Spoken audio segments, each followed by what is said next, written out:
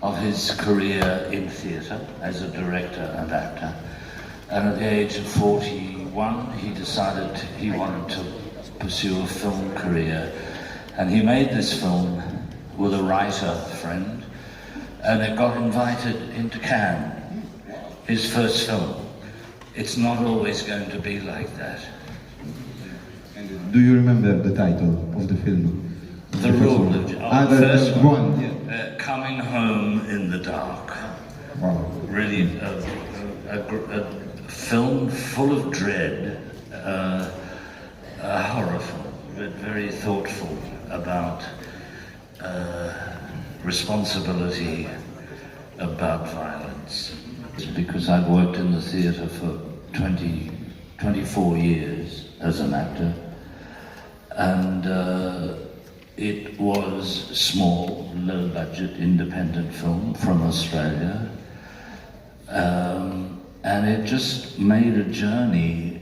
It went to Sundance and garnered a lot of middle-aged men were leaving the cinema weeping, and for some reason they put Fine Line, who were the producers, put it under wraps because they wanted to save it for the end of the year to release it.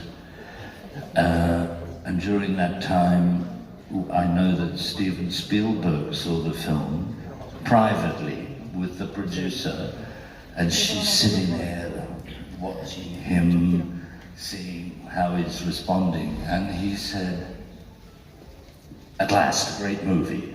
That phrase got around, so it just generated some good buzz and went on an extraordinary trajectory. People seem to really connect, particularly with a musician who was impaired with a kind of aberrant personality,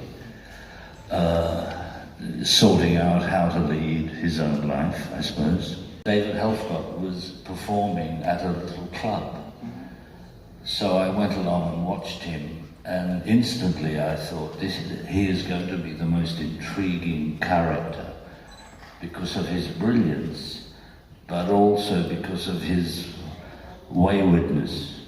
You know. I think now I don't know if I have the same stamina I had 54 years ago in doing theatre.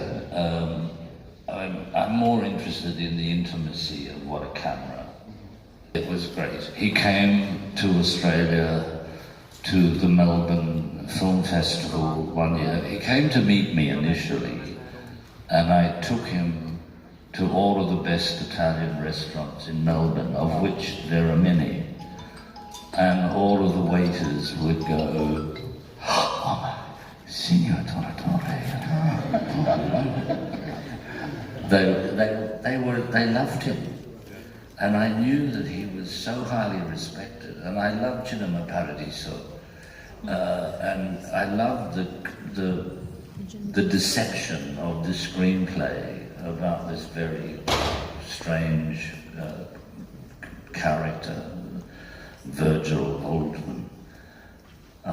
And he had, we went all, I love Italy. I always loved Italian cinema.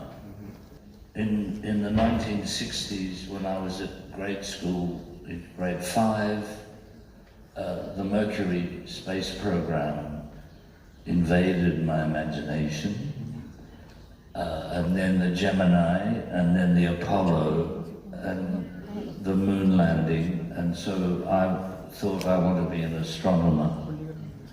And I spent, the education officers said you need maths 1 and 2, maths easy, maths very hard, physics, chemistry. I have no skills whatsoever in any of those subjects. And I spent all that time through high school failing. But at the same time, I was always in the school drama club. And then when I went to university, I did arts degree. It's a work, and a film set particularly, is a very industrial workspace. It's very hierarchical. It's like a military maneuver. And you have to have the kind of temperament that can fit into that, I think. And he just had a few dots and a little test pattern of black and white graphics on his head, and grey silk pajamas. And I thought it must be very hard for him to imagine what he's going to really look like. Now that is 20 years ago. Now, in volume studios, you can have a whole panorama of an LED screen from anywhere in the world.